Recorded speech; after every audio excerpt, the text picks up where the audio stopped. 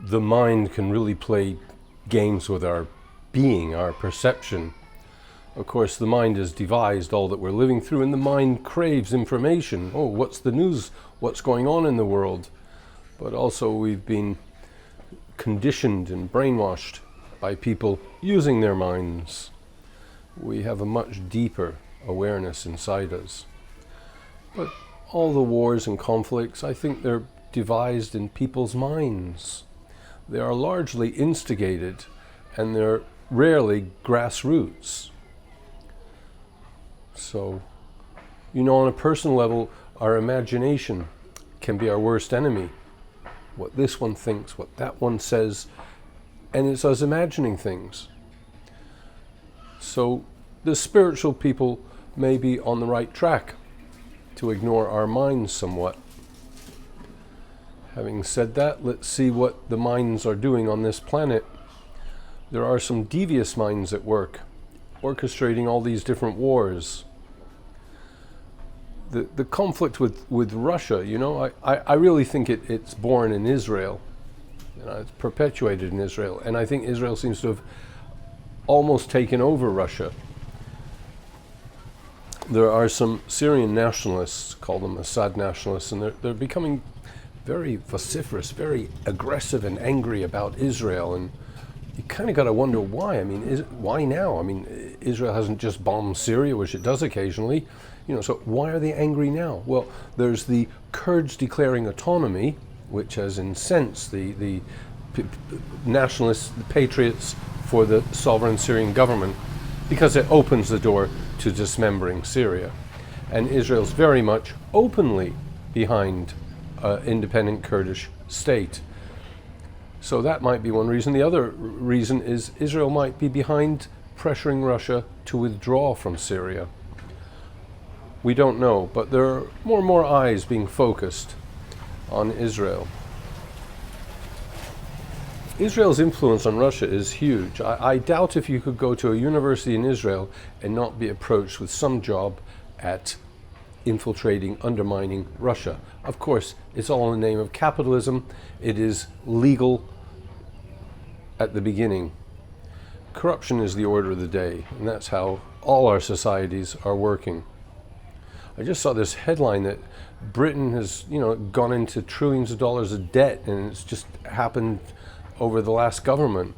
We don't know what's going on around us. But back to Israel.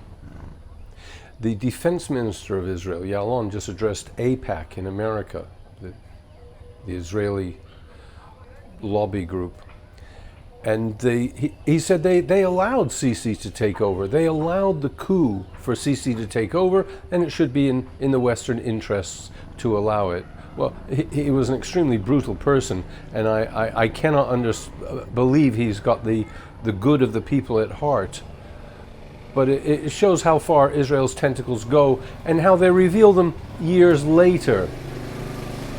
We're not being told to what extent it has conjured up all the troubles we see in Syria and Ukraine and in Europe with the mass migration.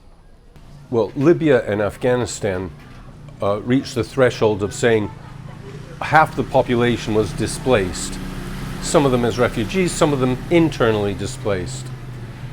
But it kind of mimics America and Europe, the mass transient societies. It's instilling that upon them. And now Syria is reaching that threshold as well, where half of the population has been displaced. It's probably true for Iraq. And the hordes are going to come into Europe, and Europe's identity will be destroyed. The Chinese did it in Tibet. They moved in millions of Chinese to alter the demography. Ukraine is also approaching half the population being displaced. And although millions have fled and tried to live elsewhere, we're going to see huge quantities suddenly go upon Europe, upon the EU. And these waves of mass immigration are going to continue. And they're all orchestrated, and they're devised in people's minds. The destruction of identity, of cultural identity, of collective sense, a sense of being part of a whole. And so all we're left with is so-called individualism. You've got this Larry Silverstein guy.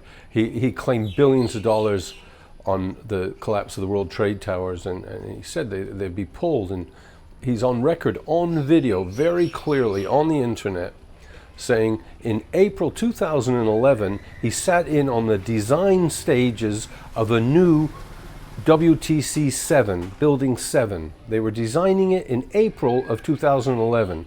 Of course, it was in September that it mysteriously crashed in free fall without anything hitting it. So you don't devise a new building unless you know you're going to demolish the old one.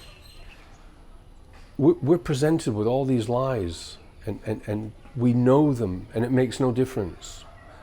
Imagine the proportions and the depth of the depravity and the lies that were fed.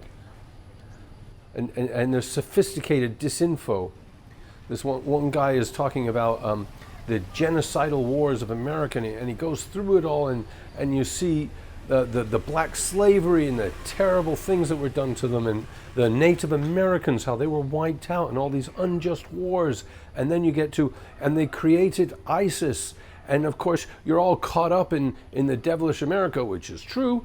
And then you say, oh, well, then ISIS is also the devil. It's not so simple. And it's a case of what I think is conditioning our minds, using some real info and using some hypothesis as well. And we're all being brainwashed. We're all very gullible. You know, for all our disquiet about American rule, NATO rule, and the Russian power, the Chinese power, there's no Islamic alternative. There's no one to rally around in the Islamic world. It's in a terrible state of affairs. I think the West is doing it. Russia is also involved. But there's no Islamic alternative. So we might as well get real about that. Turn on the news to look for some news, and I turn on RT, and there's a correspondent, and I know some of the characters and personalities involved. You know, this one guy happens to be gay and very concerned about LGBT rights. Like, I'm not saying, you know, yeah, I'm not accusing anyone of being a homosexual. At this point in time, it's not in the public interest. It's not a business of people to discuss that. But he's promoting LGBT, and there he is talking about Syria and Russia and hating ISIS, who happen to hate gays, so he might be swayed.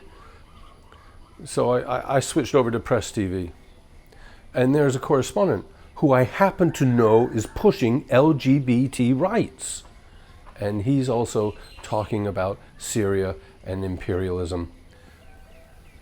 So you know, there's undoubtedly a gay mafia at work in the world, but there's also a huge artistic, creative, influential sector shaping our minds. And it would be wrong to say all their information is incorrect or anything of that nature, but they're certainly influenced by their concern for gay rights, and they certainly choose their enemies accordingly.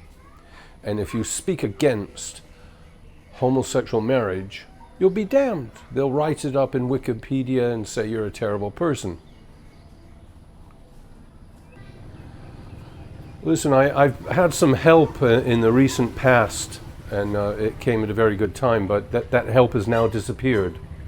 And my request for help and assistance in donations on PayPal is now more serious, rather like it used to be. So at the risk of repeating myself, if you could please help with any support, please send something to this PayPal address. I do my best to provide the truth as I see it. I've been ahead of my time on quite a few occasions. I've just seen a headline: the Ukraine war was started to deprive Russia of a warm water port, you know, naval port. Well, I made a video about that years ago. So anyway, if you can help, it costs money to live and to make the videos. Some of you think you just do it in 2 minutes and move on and do other things. It's not like that. If you could help, send something along to this PayPal address. Thank you.